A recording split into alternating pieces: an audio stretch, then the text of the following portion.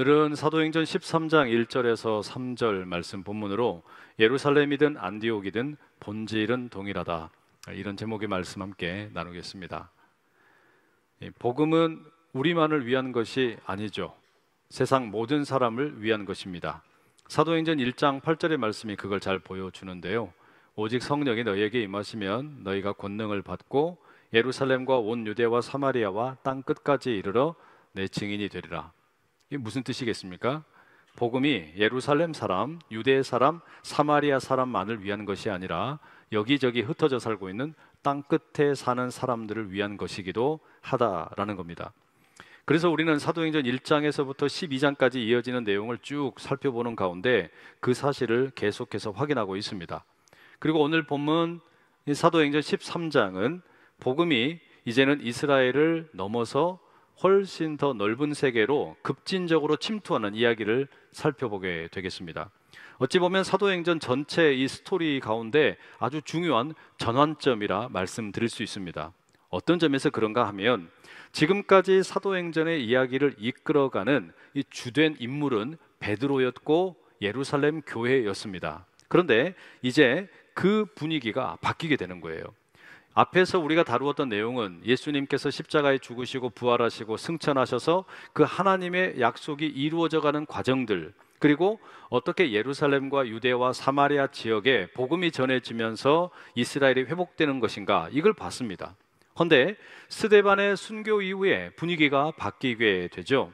고넬료의 가정으로부터 시작을 해서 안디옥 교회에 이르기까지 이방인 세계에 복음이 전파되기 시작을 합니다.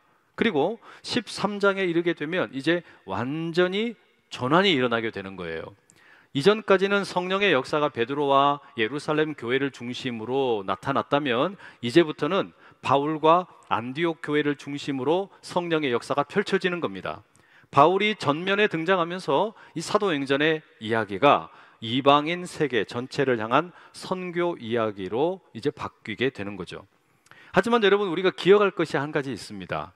복음을 전하는 사람들이 달라지고 그 일을 위해서 헌신하는 지역과 교회의 이름은 달라지지만 그럼에도 사도행전의 저자는 변치 않는 한 가지가 있다, 우리에게 알려줍니다. 교회의 교회됨은 성령의 손에 달려있다는 거예요. 교회를 교회되게 하는 것은 성령께서 하시는 일이고 교회의 사명은 성령에 의해서 주어진다라는 겁니다. 오늘 본문 1절에서 3절에 보면 가장 먼저 우리가 확인하게 되는 내용이 하나 있습니다. 그게 뭔가 하니 예루살렘 교회와 안디옥 교회가 참 많이 달랐다라는 것입니다. 이 교회가 어떻게 구성되어 있는가 우리가 살펴보게 되는데요. 예루살렘 교회의 경우에는 대부분이 유대인들로 구성되어 있었고 유대인 사도들에 의해서 이끌어지는 그런 교회였습니다. 반면에 안디옥 교회는 영적인 은사를 지닌 다민족 사역자들이 이끄는 다문화 교회입니다. 이게 여러분 사도행전의 줄거리에서 보면 꽤 의미가 있습니다. 하나님께서 민족을 차별하지 않으신다는 것이고 하나님께서 어느 나라 사람이건 상관없이 사랑하신다는 것이고 하나님께서 교회에 어느 교회가 되었든 어느 성도가 되었든 성령의 능력을 주신다는 것을 말해주기 때문입니다. 자, 그럼 여러분 이제 이 안디옥 교회의 상황을 조금 더 한번 들여다보시죠. 1절 말씀 우리 함께 읽어보시겠습니다. 시작. 안디옥 교회에 선지자들과 교사들이 있으니 곧 바나바와 니게르라 하는 시므온과 구레네 사람 루기오와 분봉왕 헤롯의 젖동생 마나엔과 및 사울이라. 여러분 이 구절에 안디옥 교회의 교사들, 선지자들에 대해서 우리에게 알려주고 있는데 쉽게 말하면 안디옥 교회의 리더가 누구냐라는 것을 알려주는 겁니다. 가장 먼저 언급되는 게 바나바죠. 바나바는 구브로, 그러니까 오늘날의 키프로스 출신의 유대인입니다. 그리고 두 번째로는 니게르라 하는 시므온이 언급되는데요. 이 니게르라는 말은 라틴어로 검다, 블랙이라는 뜻을 갖고 있습니다. 그러니 니게르라는 시므온은 아마도 아프리카 사람이었던 것 같아요. 그리고 세 번째 구레네 사람 루기오입니다. 구레네 역시 북아프리카의 지명입니다. 그러니 루기오 역시 아프리카 사람이었던 것 같아요. 그리고 네 번째 마나엔이라는 사람이 언급이 되는데 신분이 꽤 높은 유대 가문 출신입니다. 헤롯 왕가의 궁전에서 헤롯 안티파스와 함께 장성했던 사람입니다. 그러니 그는 헤롯의 수양 형제이거나 또는 아주 가까운 친구였을 가능성이 높습니다. 그리고 마지막으로 사울이 언급되고 있죠. 사울은 다소라는 도시에서 자란 유대인이며 바리새인 가말리엘 밑에서 율법을 배웠고 이전에는 교회를 핍박하던 인물입니다. 자, 그러니 여러분 어떻습니까? 이 지금 안디옥 교회를 구성하고 있는 리더십이 아주 다양하죠. 예루살렘의 경우에는 모두가 다 유대인 리더들이었고 유대인 성도들이었다면 안디옥 교회는 다양한 인종이 섞여 있고 그래서 다민족 사역자들이 이끌어가는 다문화 교회라는 겁니다. 그다음 두 번째로 또 다른 차이점이 있어요. 예루살렘 교회와 비교할 때 안디옥 교회는 훨씬 더 안정적인 상황에서 신앙생활을 하고 있었습니다. 스데반이 순교한 이후에 예루살렘의 많은 성도들이 이제 뿔뿔이 흩어지게 되었죠. 그리고 12장에서 우리가 확인을 했던 것처럼 이 헤롯이 야고보 사도를 죽였고 베드로도 감옥에 가두는 일들이 일어나게 되었습니다. 뿐만 아니라 11장 후반부에 보니까 이 예루살렘을 비롯한 유대 지역에 극심한 기근이 찾아와서 경제적으로 어려운 일도 많았어요. 결국에 예루살렘 교회는 점점 형편이 어려워지는 겁니다. 반면에 안디옥 교회는 사정이 다르죠. 안디옥이라고 하는 도시는 로마 제국 전체에서도 세 번째 손가락에 꼽힐 만큼 거대한 도시였습니다. 사회적으로도 꽤 안정적이었고 다양한 문화가 존중받는 그런 환경이었습니다. 경제적으로도 훨씬 여유가 있었어요. 복음 전파 사역 역시 안디옥 교회에서는 아주 잘 되고 있었습니다. 그러니 예루살렘 교회와 이 안디옥 교회를 비교해 놓고 보면 아주 차이점들이 많이 있게 되는 겁니다. 여러분, 예루살렘과 안디옥의 교회가 이처럼 서로 다른 것처럼 사실상 세상에 존재하는 모든 교회는 다 다릅니다. 동일한 교회는 없어요. 한국, 미국, 유럽, 아프리카, 동남아시아 이 교회가 지금 위치하고 있는 그 지역에 따라서 다르게 되고 언어나 문화에 따라서 다를 수밖에 없습니다. 그리고 거기에서 나타나는 예배의 모습이라든지 사역의 강조점이라든지 이런 것들이 차이가 있을 수밖에 없어요. 한국 교회도 마찬가지입니다. 이 한국 안에서도 교회들이 서로 다릅니다. 대도시에 있는 교회와 이 농어촌에 있는 교회가 다릅니다. 또 여러분 이런 경우도 생각해 볼 수 있어요. 동일한 교회인데 이 시대의 흐름에 따라서 교회의 모습이 달라지는 경우들도 있습니다. 우리 안산제일교회가 대표적인 예입니다. 우리 교회는 1962년에 세워지게 되었는데 초창기에는 전형적인 시골 교회였습니다. 그런데 이 반월공단을 비롯해서 이제 산업 단지들이 조성이 될 때 도시 교회가 되었고 그러다가 이제는 대형 교회가 되었습니다. 이처럼 여러분 동일한 이름을 가지고 있는 교회지만 시대의 흐름에 따라서 그 모양이 달라지기도 하고요, 문화가 달라지기도 하고 구성원들이 달라지기 마련입니다. 그러나 여러분 꼭 기억할 점이 있어요. 시대가 다르고 장소가 다르기 때문에 교회의 예배 형태가 다르고 사역에 펼쳐지는 모습이 다르고 또 리더십의 구성이 달라질 수 있고 성도들의 삶의 형편은 이전과 또 다른 모습을 띌 수 있습니다. 하지만 말씀드린 것처럼 교회의 본질은 동일합니다. 예루살렘 교회가 되었든 안디옥 교회가 되었든 한국에 있는 교회가 되었든 미국에 있는 교회가 되었든 일본에 있는 교회가 되었든 교회의 본질은 동일한 거예요. 그게 뭐냐? 이미 말씀드린 것처럼 성령께서 교회를 이끌어 가신다라는 겁니다. 예루살렘 교회 역시 성령에 의해서 이끌림 받는 교회였어요. 오순절에 성령께서 임하셔서 예루살렘 교회가 시작하게 되었죠. 사람들이 세운 게 아닙니다. 성령께서 함께 하셔서 예루살렘 교회가 시작하게 되었고 성령께서 능력을 주셔서 담대함으로 복음을 전하고 또 환대의 문화가 만들어지기도 했고 다툼이 있던 자리에서 화해의 역사가 펼쳐지기도 했어요.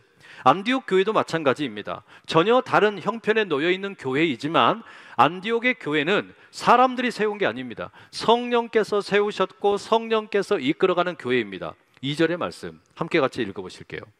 시작. 주를 섬겨 금식할 때에 성령이 이르시되 내가 불러 시키는 일을 위하여 바나바와 사울을 따로 세우라 하시니. 여러분이 안디옥 교회는 아마도 주일날만 예배를 열심히 드린 게 아니라 주중에도 열심히 모였던 것 같아요. 그래서 금식도 하고 주님을 섬기는 예배도 했습니다. 그렇게 주님께 예배하며 금식했다라는 거, 이건 일부분의 사람들만 한 게 아니라 온 교회 성도들이 동참하는 사역이었음을 짐작해야 합니다. 그런데 이처럼 교회 성도들이 함께 예배하고 금식을 하고 있을 때 성령께서 교회의 성도들을 향하여 말씀을 하십니다. 사울과 바나바를 구별하여 하나님의 일을 섬기도록 하라는 겁니다. 여기서 말하는 하나님의 일은 이방 세계의 복음을 전하는 선교를 가리킵니다. 아직 이것을 안디옥 교회 성도들이 인지하지를 못했어요. 여하튼 성령께서는 안디옥 교회를 향해 그 메시지를 주셨습니다. 자, 여기서 여러분 우리가 질문이 하나 생깁니다. 성령께서는 어떻게 교회를 향하여 이와 같은 부르심을 나타내는가 하는 겁니다. 여기에 대해서 사도행전은 명확히 밝히고 있지는 않습니다. 우리가 생각을 해보건대 성령께서 1절에 언급되는 교사나 선지자들에게 먼저 말씀하시고 그들이 다른 교회 성도들에게 말씀할 수도 있겠죠. 또 아니면 성령께서 이렇게 주일날 다 함께 성도들이 모여 있을 때 모든 회중들을 향하여 그들의 마음 가운데, 생각 가운데 그 뜻을, 부르심을 강조하며 말씀하실 수도 있겠습니다. 형태가 어찌 되었든지 간에 성령께서 교회를 향하여 어떻게 메시지를 전했든지 간에 분명한 한 가지가 있어요. 그게 뭐냐? 이 성령의 부르심이라고 하는 것은 교회가 선택할 수 있는 여러 옵션 중 하나가 아닙니다. 세번역 성경을 제가 본문 2절을 다시 한번 세번역 성경으로 읽어드리겠습니다. 그들이 주님께 예배하며 금식하고 있을 때에 성령이 그들에게 말씀하셨다. 너희는 나를 위해서 바나바와 사울을 따로 세워라. 내가 그들에게 맡기려고 하는 일이 있다. 여러분, 이 9절, 2절의 내용은 결국에 성령께서 안디옥 교회를 향하여 두 가지를 말씀하시는 겁니다. 그 첫 번째가 뭐냐면 내가 바나바와 사울을 불렀다는 것이고, 그 두 번째는 안디옥 교회는 그들을 구별하여 세우라는 말씀입니다. 먼저 첫 번째, 이 불렀다라는 거, 내가 바울과 이 사울과 바나바를 불렀다라는 거, 이 불렀다라고 하는 동사가 헬라어 문법으로 보면 완료 형태로 되어 있어요. 그러니까 쉽게 이야기하면 안디옥 교회가 깨닫든 깨닫지 못하든 성령께서는 이미 사울과 바나바를 택하여 부르셨다는 겁니다. 두 번째, 교회를 향하여 바나바와 사울을 따로 세우라. 이것은 질문을 하는 것도 아니고 정중하게 요청하는 것도 아니에요. 이것은 순종을 요구하는 성령의 직접적인 명령입니다. 여러분, 이게 뭘 말하는 걸까요? 사실 여러분, 여기서 우리가 깨닫는 게 있어요. 교회는 담임 목사가 이끌어가는 게 아니에요. 교회는 당회의 장로님들이 이끌어가는 것도 아닙니다. 헌금을 많이 하는 교인이 교회를 이끌어가는 것도 아니에요. 이 교회를 오래 다닌 성도가 이끌어가는 것도 아닙니다. 말씀드렸듯이 교회는 성령께서 이끌어가십니다. 예루살렘 교회도 그랬고 안디옥 교회도 그렇다는 말이에요. 시대와 장소는 달라질 수 있습니다. 그러나 교회의 본질은 동일합니다. 성령께서 교회를 이끄신다라는 것, 이것을 꼭 믿으실 수 있기를 축복합니다. 그러면 그 다음에 따라오는 내용이 있습니다. 성령께서 부르셨어요. 교회를 향하여, 성도들을 향하여 말씀하셨단 말이에요. 그러면 이제 안디옥 교회 성도들이 어떻게 응답을 하느냐라는 겁니다. 이게 참 흥미롭죠. 3절의 말씀 함께 읽어보실게요. 시작. 이에 금식하며 기도하고 두 사람에게 안수하여 보내니라. 여러분, 이 구절을 한번 유심히 보시면 안디옥 교회가 성령의 음성을 들었는데, 성령의 말씀하신 것을 확인을 했는데 즉각적으로 순종을 하지 않습니다. 어떻게 합니까? 또 금식을 해요. 또 기도를 하는 거예요. 금식을 한다는 게 여러분 1시간, 2시간 하고 마는 것이 아니잖아요. 금식을 한다 그러면 여러 날의 시간을 보냈다는 것을 의미합니다. 그러니까 지금 안디옥 교회는 성령의 음성을 들었지만, 성령께서 뭘 요구하시는지 알았지만 꽤 상당한 시간을 금식과 기도로 보냈다는 이야기예요. 왜 그랬을까요? 아마도 이것은 그들이 들은 성령의 부르심, 그 성령의 말씀에 대해서 분별하는 과정을 가졌던 걸로 보여요. 그러니까 안디옥 교회는 예배하며 금식하는 가운데 성령의 음성을 들었습니다. 그리고 다시 금식과 기도하는 시간 가운데 성령의 그 인도하심을 분별하려고 하는 거예요. 그런 이후에 이제 바나바와 사울을 파송하게 됩니다. 여러분, 여기서 우리가 생각할 점들이 참 많이 있습니다. 우리는 끊임없이 성령의 음성에 귀를 기울여야 하는데, 그리고 성령의 인도하심을 따라가야 하는데, 이 과정 가운데 꼭 필요한 게 뭐냐? 내가 듣는 성령의 음성, 성령께서 내게 주시는 감동, 이거를 분별하는 게 필요하다는 이야기예요. 우리가 종종 여러분 주변에서 이런 고백을 하기도 하고 듣기도 합니다. 하나님께서 나에게 이 일을 하라고 부르시는 것 같은 느낌을 받는다. 하나님께서 이 일을 생각하면 나에게 평안한 마음을 주신다. 마치 주님의 말씀을 받는 것 같은 그런 느낌이 든다. 뭐 이와 같은 경험들입니다. 특히 내가 이제 앞으로 신학을 해야 되겠다, 또는 선교지에 나가야 되겠다, 이와 같은 부르심을 느끼는 경우들, 하나님의 그 어떤 강력한 부르심이 느껴질 수 있어요. 또 어떤 새로운 사업이라든지 새로운 만남이라든지 그런 경우들도 이와 같은 부르심이 우리에게 찾아올 때가 있습니다. 여러분, 이것은 아주 개인적이고도 주관적인 차원의 영적 부르심 경험입니다. 이게 나쁠 게 없죠. 개인적으로 목마름이 있기 때문에, 성령님에 대한 어떤 사모함이 있기 때문에 그런 부르심을 느끼는 거예요. 주관적인 이와 같은 부르심을 느끼는 것은 그 자체로 아주 소중합니다. 다만 이와 같은 개인적인 차원의 부르심은 언제나 분별이 필요해요. 두 가지 확인이 필요합니다. 첫째는 지금 내가 느끼는 이 성령의 부르심, 그리고 그 부르심으로 인해서 내게 주어지는 마음의 평안함, 그리고 이 부르심의 방향이라고 하는 것이 과연 성경의 말씀과 일치하는지 확인하는 겁니다. 예를 들면 하나님께서 나에게 마음을 주셨어요. 근데 하나님께서 나를 부르시는 것 같은데 다른 사람을 속여라 라는 음성이라고 한번 생각해 보세요. 근데 여러분, 성경 어디에 다른 사람을 속이라는 말씀이 있습니까? 없잖아요. 그러면 내가 들은 그 음성, 그 하나님의 부르심은 하나님으로부터 온 게 아니라는 이야기예요. 두 번째, 내가 느끼는 하나님의 부르심을 영적인 리더들이나 교회 공동체의 다른 사람들과 기꺼이 나누고 점검받을 필요가 있습니다. 왜냐하면 하나님께서는 교회를 통해 일하시기 때문입니다. 사울의 경우를 보세요. 사울이 다메섹으로 가다가 예수님을 만났습니다. 거기에서 회심을 하게 되었습니다. 그리고 너무 급한 마음에 자신이 변화된 그것을 증명하기 원하듯이 복음을 전하려고 시도를 했어요. 그런데 이게 부작용을 낳아가지고 많은 유대인들에게 죽임을 당할 뻔했습니다. 그래서 성도들이 어떻게 합니까? 사울을 피신시키죠. 사울이 어디로 가냐면 자기 고향 다소라고 하는 곳으로 갑니다. 거기에서 머물고 있었어요. 그런데 안디옥 교회를 방문한 바나바가 가까운 거리에 다소가 있고 거기에 사울이 머물고 있는 걸 확인하고 그를 부릅니다. 안디옥에서 나랑 같이 함께 섬기자, 이 교회를 섬기자. 그리고 안디옥에서 1년 동안 머물면서 말씀을 가르치고 그 교회의 리더로 조금씩 세워지게 됩니다. 교회 안에서 돌봄을 받으면서 그냥 무슨 독불 장군이 아니라 이제는 건강한 교회의 리더로 자라가는 겁니다. 그리고 그 교회로부터, 안디옥 교회로부터 이제 사울이 파송을 받습니다. 선교사로 파송을 받는 거예요.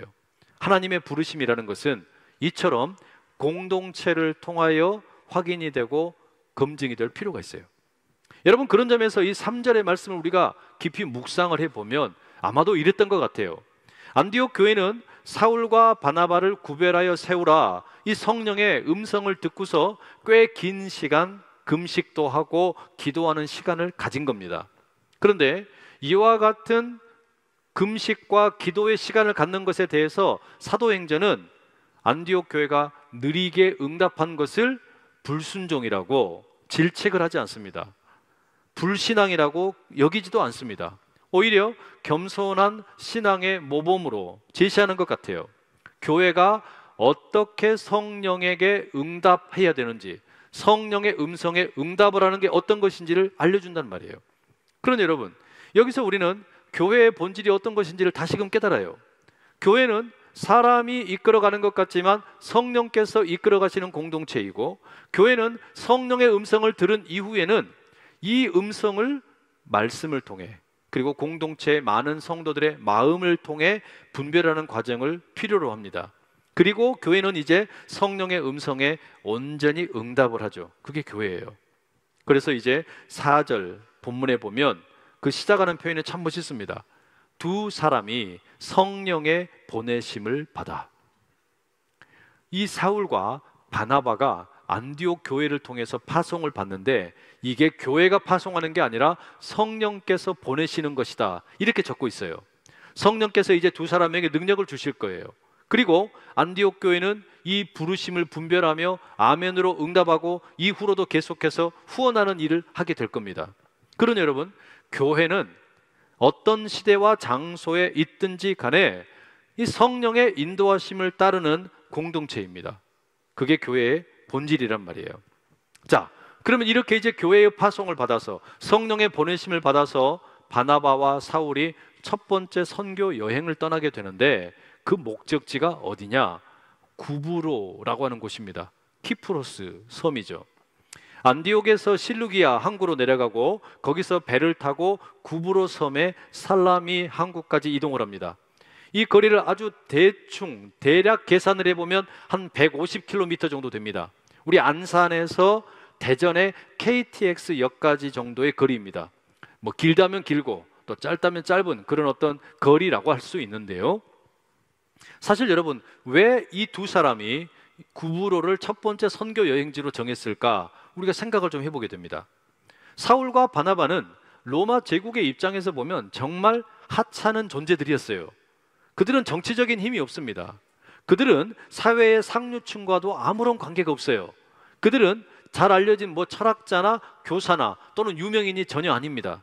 그들은 자신이 가지고 있는 사회적 신분으로는 아무런 권위를 내세울 것이 없습니다. 그러니 그들이 이 첫 번째 선교 여행을 떠나면서 아마도 자신들이 잘 아는 곳, 익숙한 곳으로 가려고 했던 것 같습니다. 구브로가 그런 곳이었습니다. 구브로는 바나바의 출신지였어요. 그러니까 익숙하겠죠. 뿐만 아니라 이 구브로에는 꽤 많은 유대인들이 살고 있었습니다. 그리고 11장 19절에서 20절 말씀에 의하면 스데반의 순교 이후에 흩어진 자들 가운데 어떤 분들이 이미 구브로에 가서 복음을 전했습니다. 그리고 5절에 의하면 사울과 바나바 역시 구브로에 가가지고 유대인들에게 복음을 전합니다. 유대인들의 회당에 들어가서 복음을 선포했다는 이야기예요. 그러니까 여러분, 우리가 내릴 수 있는 결론은 뭐냐면 사울과 바나바는 이 첫 번째 선교 여행 가운데 성령께서 자신들을 왜 택하셨고 보내시는지 아직 몰라요. 자기들이 생각한 건 뭐였냐면 우리는 유대인들에게 복음을 전하러 가자. 유대인 회당에 가서 복음을 전하려고 시도를 한 겁니다. 그래서 그 자신들에게 가장 익숙한 동네, 익숙한 사람들을 초점을 맞춘 겁니다. 그런데 하나님의 계획은 달랐어요. 성령께서 이들을 부르신 목적은 전혀 달랐다는 이야기입니다. 그리고 이들에게 예상치 못한 일이 펼쳐집니다. 7절에 의하면 그들이 로마 총독이었던 서기오 바울의 초대를 받습니다. 이 서기오 바울은 당연히 이방인이죠. 로마 사람입니다. 그런데 그가 하나님의 말씀을 듣고 싶다고 사울과 바나바를 자기 집에 초청을 한 거예요. 여러분, 이것은 유대인에게 복음을 전하려고 했던 두 사람에게는 없던 계획입니다. 그러나 성령께서는 이와 같은 일을 일으키고 계시는 거예요. 그래서 선교는 우리가 하는 게 아니라 성령께서 하시는 겁니다. 선교를 한다라고 하는 것은 내가 하는 게 아니라 하나님께서 하시는 거예요. 하나님의 선교라는 말입니다. 이제 두 사람이 총독 서기오 바울을 만나게 되고 그에게 복음을 전하게 됩니다. 그러자 총독의 영적 고문 역할을 하던 유대인 거짓 선지자이면서 마술사인 바예수 혹은 엘루마라는 인물이 수작을 부립니다. 총독 서기오 바울이 믿음을 갖지 못하도록 아주 필사적으로 이 바나바와 사울을 공격을 합니다. 이 바예수라는 사람이 누구냐? 그 이름의 뜻이 바예수, 예수의 아들이라는 뜻입니다. 하지만 그는 예수님과는 전혀 관련이 없었습니다. 또한 이 사람은 유대인이었습니다. 하지만 아브라함의 길을 따르지도 않았습니다. 배교자였어요. 10절은 그를 가리켜서 예수의 아들이 아니라 마귀의 아들이다, 마귀의 자식이라고 부릅니다. 마귀의 자식인 바예수는 그의 아비인 마귀의 길을 따라갑니다. 예수 그리스도를 믿는 믿음을 통해 주어지는 용서나 생명의 길을 왜곡시키고 더럽히려고 합니다. 어떻게든지 이 총독 서기오 바울이 복음의 빛을 알지 못하도록 계속해서 방해를 하는 거예요. 그러자 이때 성령께서 사울에게 임하십니다. 근데 이 사울을 가리키는 표현이 뭐라고 되어 있냐면 바울이라 하는 사울에게 임하였다라고 되어 있어요. 사도행전에서 처음으로 사울이 이제 그의 로마식 이름인 바울로 불리우는 순간입니다. 이게 뭘 말하는 거냐? 이제 이때를 시작으로 바울이 선교 활동에서 주도적인 역할을 담당하기 시작을 하는 거예요. 성령의 충만함을 입게 된 바울이 담대하게 복음을 증거하는 설교자가 됩니다. 영적인 통찰력을 갖추게 됩니다. 그는 바예수가 어떤 인물인지를 꿰뚫어 보고 그를 꾸중을 합니다. 너는 예수의 아들이 아니라 마귀의 자식이다 선포하고 11절에 이렇게 이야기합니다. 보라, 이제 주의 손이 네 위에 있으니 네가 맹인이 되어 얼마 동안 해를 보지 못하리라 하니 즉시 안개와 어둠이 그를 덮어 인도할 사람을 두루 구하는지라. 마치 바울이 다메섹을 가다가 예수님을 만나서 일시적으로 실명을 했던 것처럼 이 바예수에게도 그와 같은 즉각적이고도 일시적인 실명이 일어나게 됩니다. 여러분, 예수님은 빛이십니다. 예수님의 말씀은 빛으로서 어둠을 이기는 능력이 있습니다. 그래서 하나님의 길을 굽게 만들려고 했던 바예수의 시도는 실패합니다. 결국에 이 총독 서기오 바울은 주님을 믿게 되었고 그 하나님의 말씀에 대해서 깊게 감명을 받게 됩니다. 결국 그렇게 이 바울과 바나바는 예기치 않게 성령의 인도하심을 따르는 가운데 이방인에게 복음을 전하게 되었습니다. 여러분, 오늘 이 본문이 우리에게 무슨 메시지를 전하는 걸까요? 안디옥 교회가 성령의 인도하심을 따라서 바나바와 바울을 파송한 것처럼 우리 역시 이 성령의 부르심 그리고 성령께서 구별하여 사람을 세우라 이 음성에 민감할 필요가 좀 있겠습니다.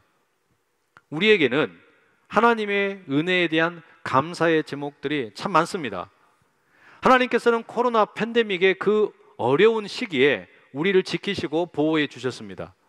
또한 하나님께서는 코로나가 끝난 이후에도 우리에게 복음 전도 사명을 주시고 그 복음의 전도가 많은 열매를 맺게 하셨습니다. 올해 하나님께서는 우리 교회로 담장을 넘어서 선교를 하기 위한 열정을 또한 헌신을 또한 우리에게 심어주셨습니다.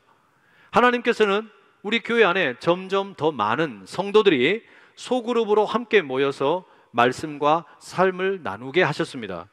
또한 하나님께서는 우리 모두를 영적인 가족으로 조금 더 단단하게 가정 같은 교회로 묶어주고 계십니다. 저만 그렇게 느끼는 건 아니겠죠.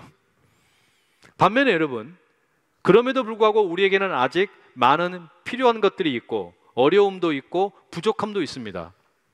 교육부와 사랑부 또 국제사역부에는 그들을 섬길 스텝도 필요하고 또한 교사들도 필요합니다. 찬양대도 그렇고 우리 찬양팀도 그렇고 예배를 안내하고 섬기는 분들도 젊은 섬김의 손길들을 기다리고 있습니다. 올해가 지나고 또 내년이 지나면 여러 장로님들, 안수집사님들, 권사님들이 은퇴를 하게 됩니다. 그래서 교회는 새로운 항존직을 뽑아야 됩니다. 올해 하반기에 우리는 그런 일들을 준비하고 있습니다. 또한 이 교회가 이 공간을 지금 건축을 한 게 10년이 이미 훌쩍 넘었습니다. 공간을 어떻게 하면 더 효율적으로 쓸 수 있을지 리모델링을 하기 위한 재정도 마련이 되어야 됩니다. 우리에게 주어진 질문은 이거예요. 하나님께서는 우리의 리더십의 필요를 채우기 위해서 누구를 세우려고 하시는가? 누구를 부르시는가? 하나님께서는 우리의 재정적인 이 필요를 채우기 위해서 또한 누구를 부르고 계시는가? 이에 비추어서 여러분에게 꼭 두 가지를 말씀드리고 싶습니다. 첫 번째는요, 여기 앉아 계시는 우리 성도님 가운데 혹시 교회의 새로운 리더십이나 또는 교사나 섬김의 자리나 재정적인 헌신이나 이와 같은 것들은, 이와 같은 부르심은 나에게는 해당 사항이 없다, 스스로를 배제하지 않으시기를 바랍니다. 어쩌면 성령께서 여러분을 지금 부르고 계시는지도 모릅니다. 그 부르심을 말씀 가운데 확인을 하고 또한 공동체 가운데에서 분별하는 시간을 꼭 가지실 수 있기를 바랍니다. 두 번째, 우리 교회에 필요한 항존직을 세우는 일, 또는 교사를 모집하는 일, 또 예배의 안내를 돕는 일, 이와 같은 리더들을 잘 세우는 것, 그리고 재정적으로 헌신할 그런 사람들을 세우는 것, 그러한 일들을 위해서 우리가 안디옥 교회가 그리했던 것처럼 금식하며 기도하는 것이 필요합니다. 하나님의 부르심을 따른다라는 것, 성령의 인도하심을 따른다라는 것은 우리 사람들의 계산이라든지 또는 가까운 관계라든지 이런 것으로 결정되면 곤란합니다. 성령의 인도하심을 분별하기 위해서 우리는 더욱 말씀 앞으로 나가야 되고 기도로 그 일들을 준비할 필요가 있다는 이야기입니다. 여러분 옆으로 한번 둘러보세요. 하나님께서 우리에게 주신 우리 교회의 잠재적인 리더들이 여러분 주변에 앉아 있습니다. 하나님께서 바울과 바나바를 따로 세우신 것처럼 여러분 가운데 어떤 분들을 안락한 자리에서 편안한 신앙생활에서 조금은 불편한 헌신의 자리로 부르고 계시는지도 모른단 말이에요.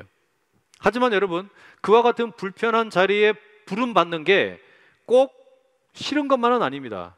우리가 부르는 찬양처럼 하나님의 부르심에는 결코 후회하심이 없어요. 그 부르심에는 위로가 있고 그 부르심에는 성령의 지혜와 능력이 따라옵니다. 하나님의 부르심에 온전히 응답하여 이 교회가 성령께서 운행하시는 복된 교회 될 수 있기를 간절히 소망합니다. 기도하겠습니다. 사랑하는 주님, 예루살렘이든 안디옥이든 성령께서 교회를 이끄심을 깨닫습니다. 교회는 성령의 부르심을 분별하며 순종으로 응답하게 도와주시옵소서. 주님, 우리 교회 새로운 일꾼을 세우고 사역자를 세우고 재정적인 헌신자를 세우는 모든 과정 가운데 성령의 음성을 잘 따르게 하시고 그 부르심에 깊이 순종하는 우리 모두 되게 도와주시옵소서. 예수 그리스도의 이름으로 기도드립니다. 아멘.